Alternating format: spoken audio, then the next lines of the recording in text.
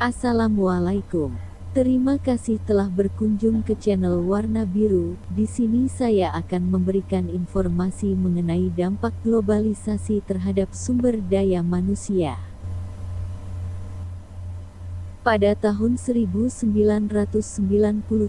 Indonesia dan beberapa negara Asia lainnya mengalami krisis finansial atau lebih dikenal dengan istilah krisis moneter, dan Indonesia mengalami keterpurukan yang luar biasa dalam waktu panjang dibanding negara kawasan lainnya. Saat krisis, banyak perusahaan besar yang mengurangi jumlah karyawannya lantaran tidak sanggup membayar upah, bahkan banyak yang bangkrut akibat jatuhnya nilai tukar rupiah yang tidak terkendali terhadap kurs dolar Amerika Serikat.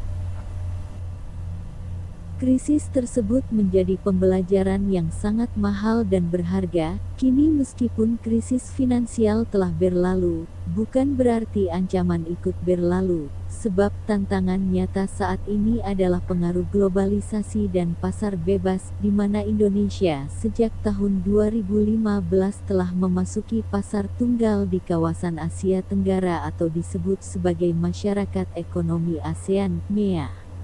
MEA tidak hanya membuka arus perdagangan barang atau jasa, tapi juga ke arah pasar tenaga kerja profesional, sehingga membuat kompetisi semakin ketat.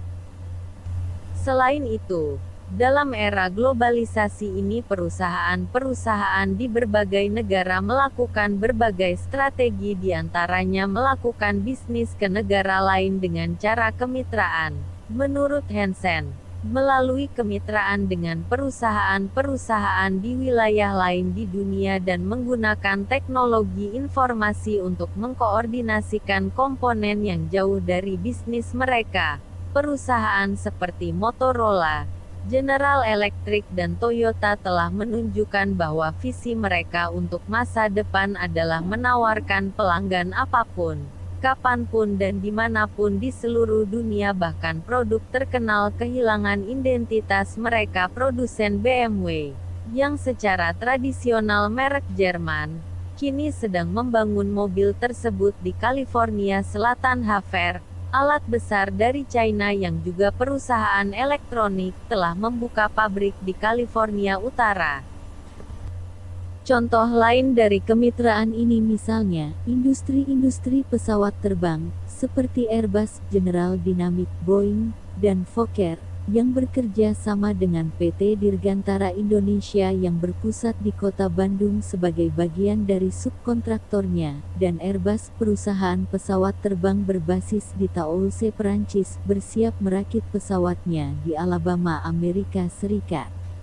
Dengan demikian, bisa dikatakan bahwa sekat negara dihilangkan dan disatukan dalam kepentingan, ketergantungan, bahkan menjurus pada persaingan yang super ketat.